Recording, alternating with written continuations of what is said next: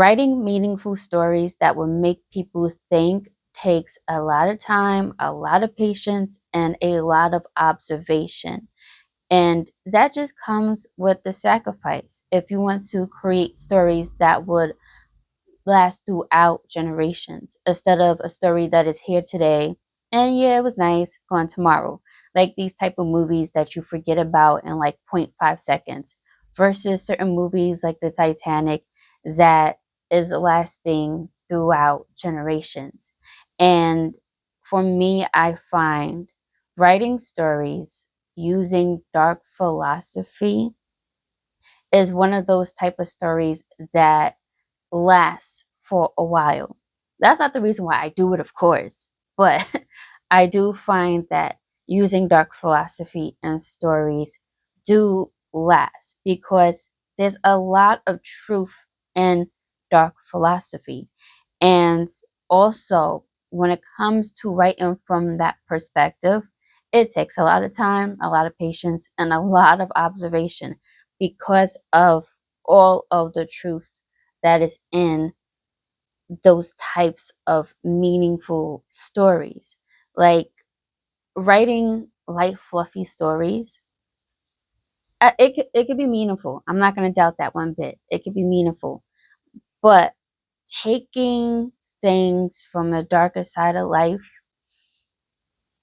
it's so deep and there's a lot of wisdom.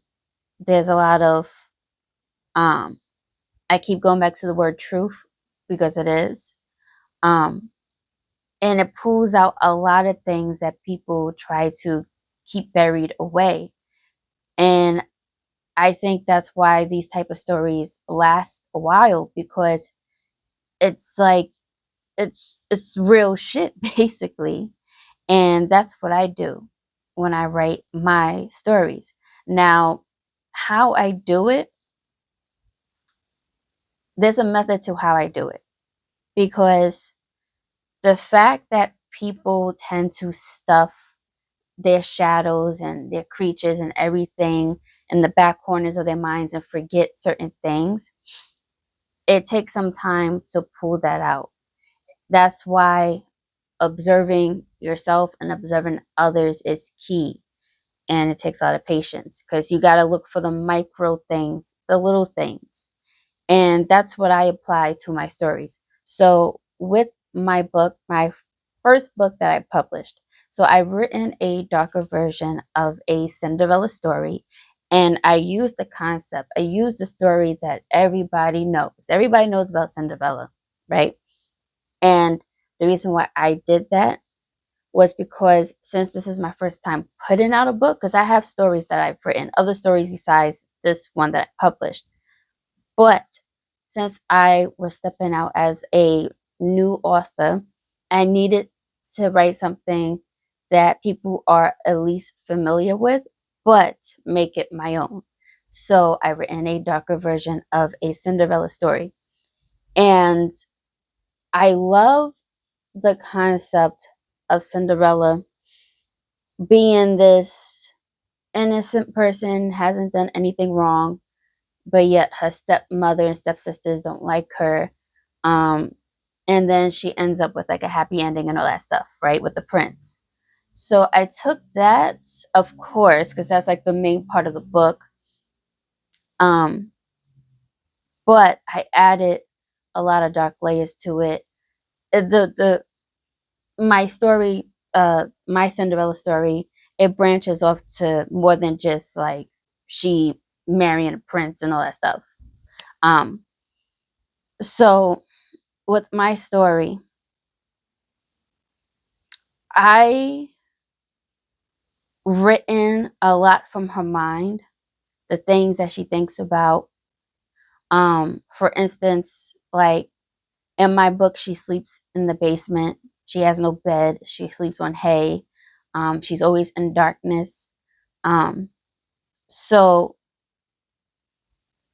because of being to herself and being in the darkness a lot, sleeping in this basement, getting treated a certain way, there's thoughts that come up in her mind, and I bring that out through my stories.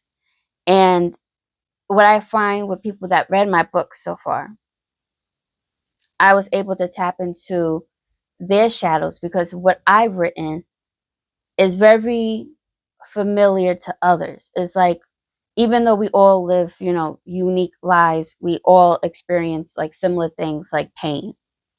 And that was the first word that I've written in my book was pain. And I have it right here. The camera's flipped, so it kind of looks weird from this angle, but I illustrated everything myself. I kept it really simple with like the blood dripping down on her head, and I spelled out SIN for the sin. Um, so I really love my book that I put out. But I put a lot of work into it by bringing out these micro thoughts that she has throughout my story. And the way I'm able to connect with people on that level is very, very, I keep saying meaningful in my head, but that's not the word I'm looking for. But it's very rewarding to see how people have really connected with my work. So if you're someone who wants to write meaningful books and stories that will last throughout generations, I would definitely pull from certain things from life, not just the safe things, the safe problems that can be easily solved. Um, like certain, I don't really watch movies like that, so I don't really have a movie in mind that would make a great example where, okay, so even though I love Michael Jackson, I love Michael Jackson down, right? I didn't see the movie yet, but I heard that this movie that came out, it they didn't take it there with his life and everything that has happened to him. They kept it really on the surface, very just like the good moments. Very, I guess, captivating for the newer generation who don't really know Michael Jackson like that, which is good too, which is really good. And good marketing also. But there was so many layers to his life and how he had to fight to have his videos be seen on like MTV and certain obstacles along his career. They didn't really dabble into that. And I heard when they did, like I think MTV didn't want his video on their station or whatever. And instead of making it like more like fightable in a sense, it was just like just put him on, and that's basically what they did in the movie. It was just like, all right.